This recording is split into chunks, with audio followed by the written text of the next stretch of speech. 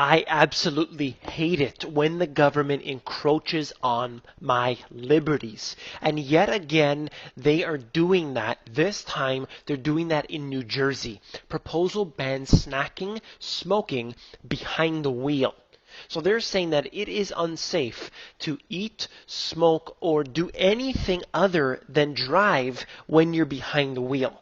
Now, statistically, they may be able to prove this. They may say people that often eat while they're behind the wheel, they tend to get into accidents. Here are the statistics. But this is the undeniable fact that the government does not have a right to tell you what to do if you haven't hurt anybody. If you live in the United States, if you're an American, you have the Constitution.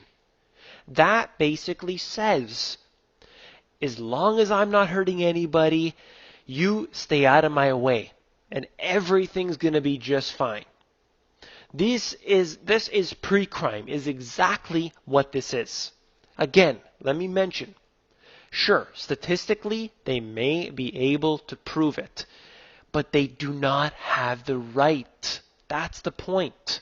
And they simply use this as a method to encroach on your liberties, and I'll get to that in a moment. This reminds me of the cell phone law. So you're not allowed to use any electronic device while you're driving. So first it's the cell phones, then it's eating, soon it's going to be talking. Who knows how far they'll take this? But what does this really mean? Is this really about the safety of the people? No. That's what I want all the deniers. If you're getting to this point in the video right now and you're denying me of the fact, listen to me, please. I want safety, I want security, I want all of that. But look at what the government does. When they allow, the FDA, for example, allows so many dangerous items to pass through its so-called regulations and safety tests and all this stuff. They allow it to pass through into the food chain. People get sick, people die, and this is a government that's supposedly protecting us. They are not protecting us. This is all about revenue generation. And then in this example right here, I'm showing you the city of Toronto. That's where I live. But it applies to every city around the world.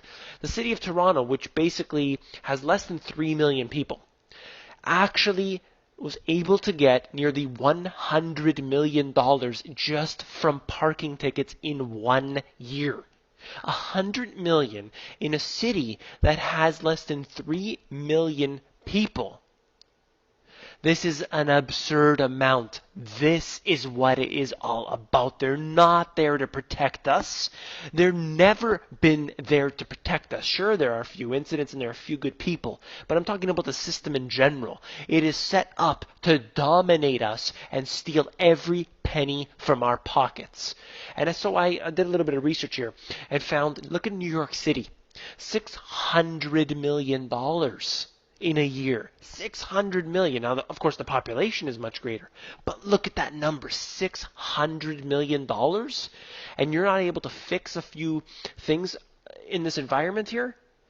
No, it is not about our safety. It is about revenue generation. And just another interesting note here, in Chicago, they actually sold off their parking operation to a private company.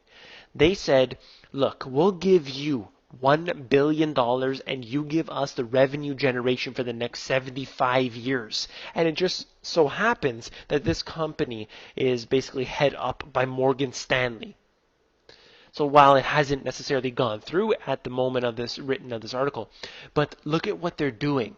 This is the same thing with the private jail system and so many other things. They are dominating us for every penny we have. I'm sick and tired of it, and I hate it. I'm going to speak up. I'm going to yell and scream until somebody says, I got it, I got it. Nobody is understanding this. The general public is asleep. They are nothing but sheeple, and I am trying my very best to scream into their faces, hoping to wake up just one person. So I know I did what I needed to do. If you like this video, please subscribe. Don't forget the thumbs up as well. And take a look down below for some free books that I've written.